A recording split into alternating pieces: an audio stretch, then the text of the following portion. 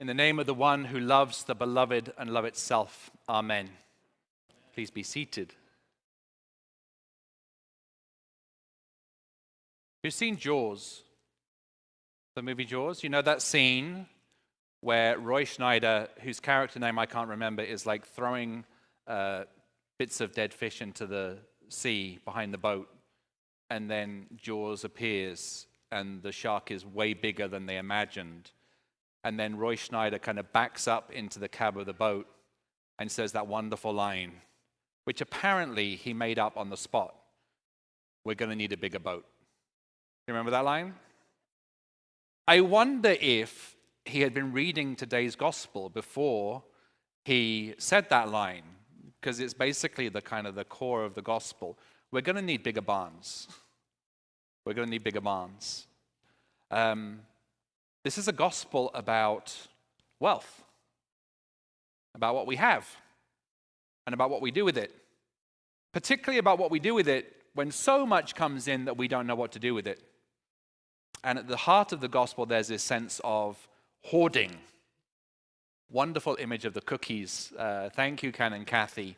I was going to say, if you weren't offering to share them in coffee hour, I was going to ask, are you keeping those cookies to yourself? But Ken and Kathy is willing to share the cookies. It starts with a family coming up to him and saying, please give us a judgment about our inheritance. We want to know who gets to inherit what. Jesus does a wonderful piece of ministerial kind of juggling here, and he says, I'm going to set a boundary. Like, that's not my job. I am not a judge who assesses who gets what in inheritance court. But let me tell you a story. There was a man whose crops had done incredibly well, and he wanted to know what to do with the extra crops, and he thought, I'm going to tear my barns down and build bigger barns. We're going to need a bigger barn. And I'm going to put my crops in there, and then I'm going to sit down and relax, eat, drink, and be merry. And then he heard God saying to him, you fool, because tonight, this very night, your life is being demanded of you, and who gets your stuff then? Oh my goodness, what is Jesus actually telling us?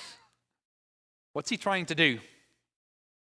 Lots of people have made lots of things around this text. You could say that Jesus is implying a socialist agenda, that he's describing a socialist kind of politics in which the man should have shared all of his wealth with the people around him, and he should have been participating in a political structure that allowed for the distribution of wealth.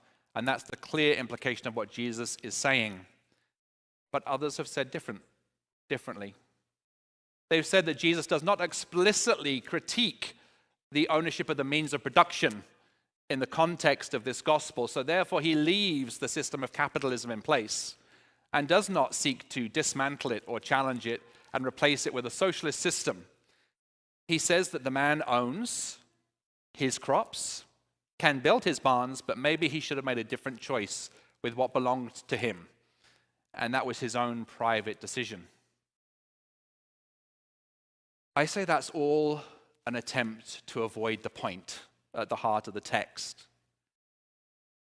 If you say Jesus is trying to argue for socialism or he's trying to argue for capitalism, what you're really doing is taking yourself out of the center of the text, and you're saying, it's not my fault. It's a system of government. We've got a socialist government, so therefore I actually can't own. I get taxed too much. I can't do anything to change the world.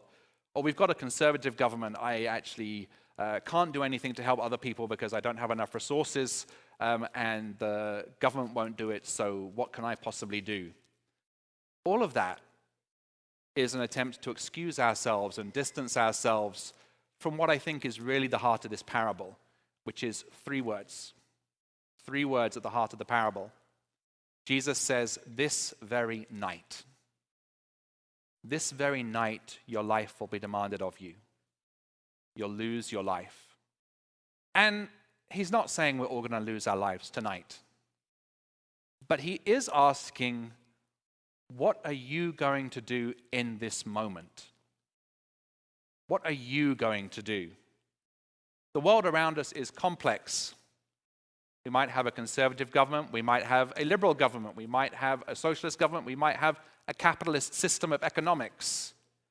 I don't care. Jesus had all kinds of different systems of government around him and an oppressive Roman state overseeing the people. It was a really problematic environment. And he didn't see that as an excuse to not make a moral choice for yourself. The parable is inviting us to grow up, to be conscious, to be aware of the resources we have, to decide to do something with them, if we possibly can.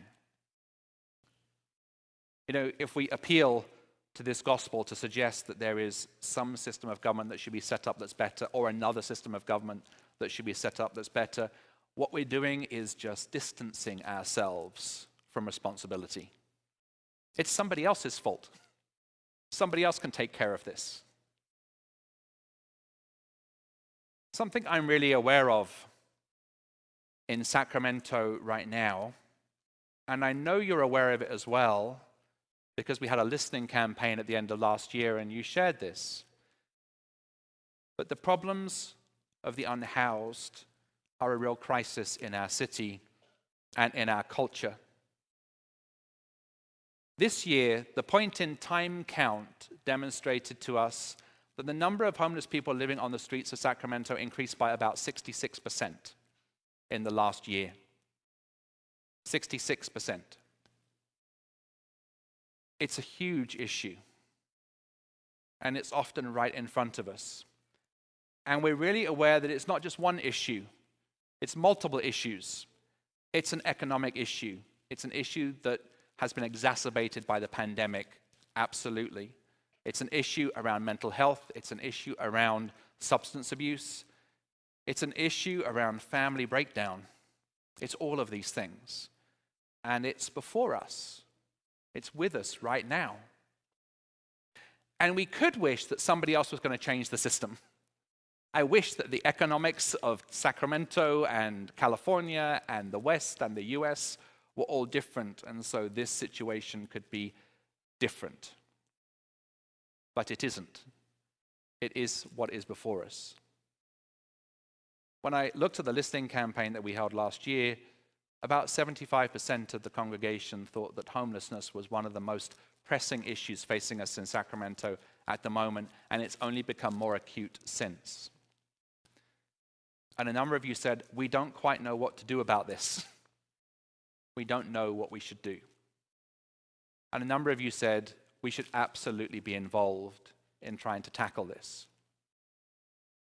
Now, in this sermon, I won't have enough time to go through all the things that we're doing, but I invite you to come and join me for a conversation during coffee hour afterwards, where we're going to talk about what we are trying to do as a community, what's being asked of us this very night.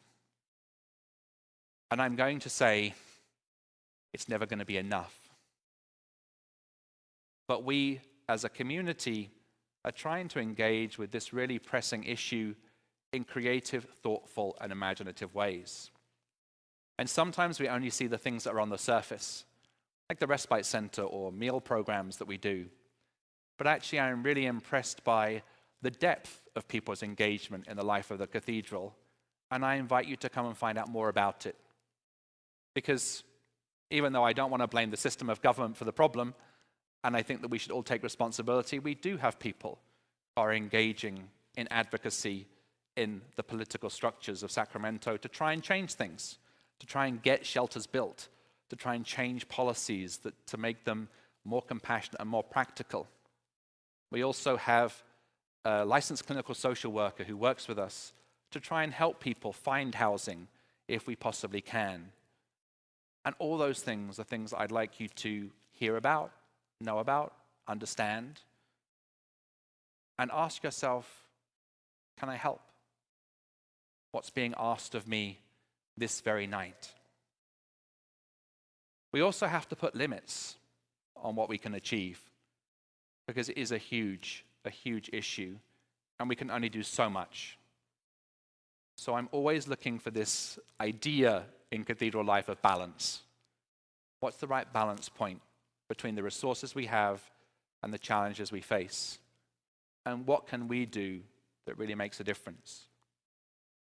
I'm really moved by what I see in the volunteers in this cathedral working on this particular issue. And I want to encourage people not to get overwhelmed by the size of the challenge, but to say real, meaningful, creative, strategic, thoughtful, and practical work is going on that is making a difference. So come and have a conversation with us afterwards. I also want to say one other thing by way of an epilogue to the sermon, which is on a completely different subject. You may have been hearing that the Lambeth Conference is going on at the moment in Lambeth, and our bishops are having a conversation. If you follow our Bishop Megan on Facebook, you'll see lots of the things that she's doing, and it's really exciting and joyful. And at the same time, there are some challenging conversations going on about sexuality, gay marriage, and gay clergy. And I've got a personal reflection based on what I've just been sharing, which is this: I don't expect the Lambeth Conference to solve anything. But I want to carry on doing what I think God's calling me to do today as a gay priest in this place, to share the love of God with anybody that would like to hear. I think we all need to take responsibility and not expect somebody else overseas to solve a complicated situation which is pretty culturally intractable. I am full of faith and hope and joy about the ministry that we're engaged in Northern California, and I hope you are too. Amen.